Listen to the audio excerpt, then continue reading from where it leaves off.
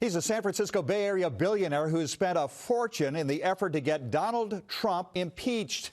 And Tom Steyer says he's frustrated it hasn't happened. Tom Steyer, thank you for taking the time. Conan, what a treat to be here.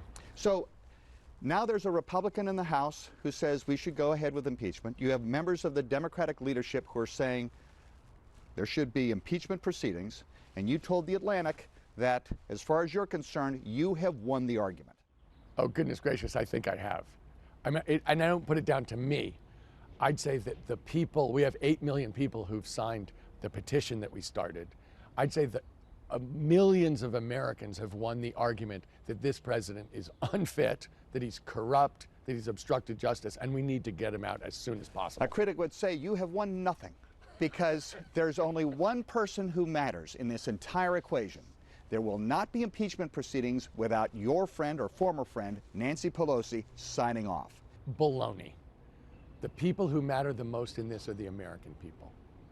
And it is absolutely incumbent to look and see that their interests and their voice be respected, that they be brought into this. And the idea that we could have the most corrupt president in American history, that he could be attacking the Constitution and the rights of Americans and putting us at risk, and that we wouldn't stand up to him, is something I don't believe the American people will put up with.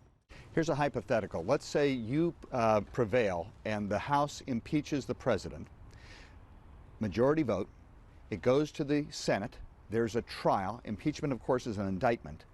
2/3 vote. Republicans control the Senate. He is not removed from office, but he was impeached. Is that a victory for you? Well, let's actually talk about what would happen, Conan. There would be a series of televised hearings where his corruption would be exposed, where the corruption of the people around him, his deliberate obstruction of justice, his attack on the Constitution itself and on Congress.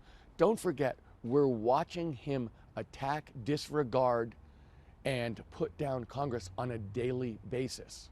He's refused to talk to them if they perform their constitutional duty of oversight.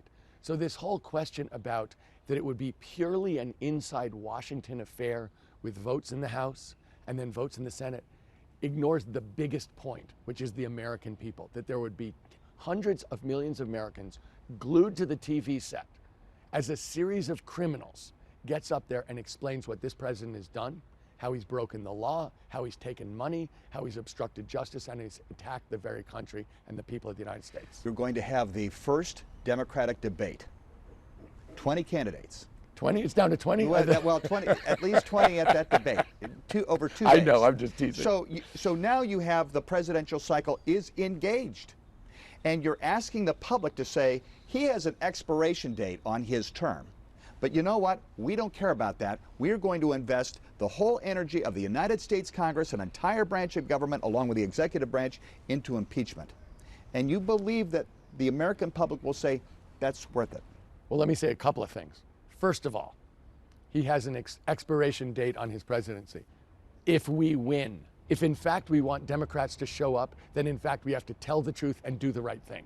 And that means telling the truth about this president. If you're going to run for president of the United States and you're noticing that the president of the United States is breaking the law every day, is wildly out of control, and is putting our country at risk, and you don't address that, then I would say, excuse me, is this your policy not to address the most important issue in front of Americans, which is we have a rogue president who believes that he's a king and he doesn't have to answer to anybody else in the system or the law itself. And I assume you've made that point to Nancy Pelosi. I have made it to you, and I know she watches your show regularly. In fact, I would say she's obsessive about it, Conan. She goes over the top. Tom Steyer, thank you very much. So great to be here, Nice man. to see you. Tom Steyer and his campaign to impeach the 45th president of the United States. We'll have some final comments after this.